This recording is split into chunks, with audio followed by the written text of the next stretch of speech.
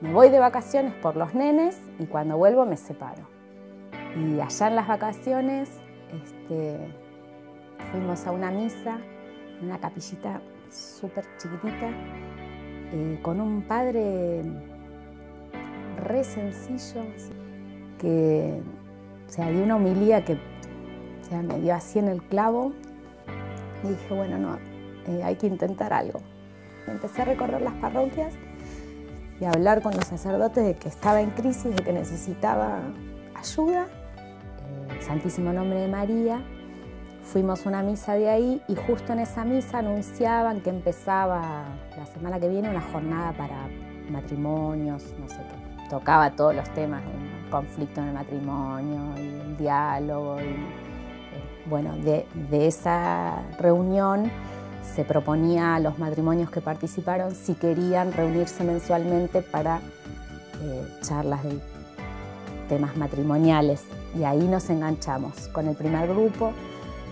Éramos 4 o 5 matrimonios, con un matrimonio guía, digamos. Fue, un punto de apoyo importantísimo para nosotros. Para seguir el camino tenés que buscar gente que te aconseje cómo seguir el camino, porque si vos empezás a buscar el consejo de cualquiera, del entorno que tenés, capaz a veces no te aconseja con sabiduría, sino en base a las cosas que les pasaron. Y bueno, alguien a quien recurrir que tiene a Cristo como faro, que tiene a Cristo como cimiento, y vas a plantear un problema matrimonial o con tus hijos o de tu fe personal, y lo que tiene para darte es palabra de Dios, palabra de aliento, y bueno, siempre estás en sintonía, digamos.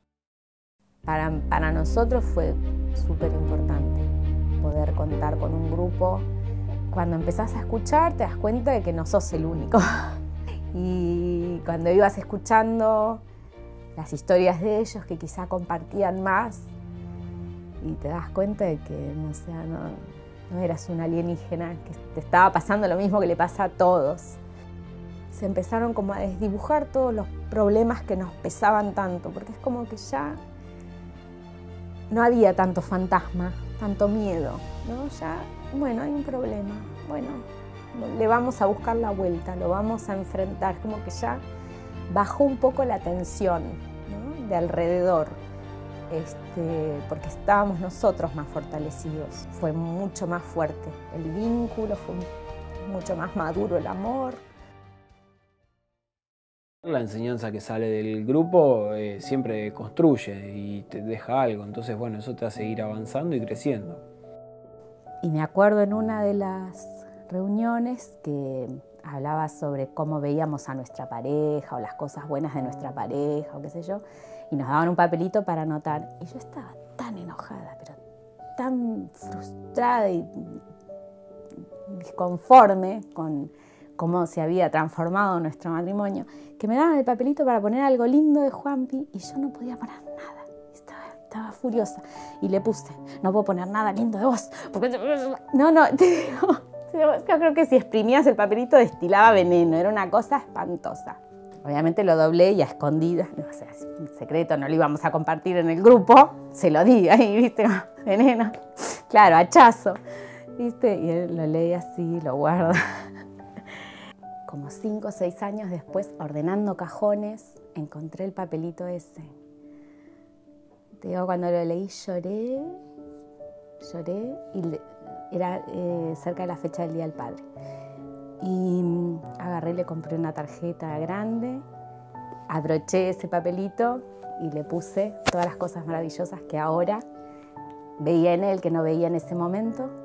Le pedí perdón por ese papel que le había escrito en aquel momento. Todo lo que me arrepentía de haber sentido todas esas cosas y de lo contenta que estaba de que lo pasamos. Después de esa crisis,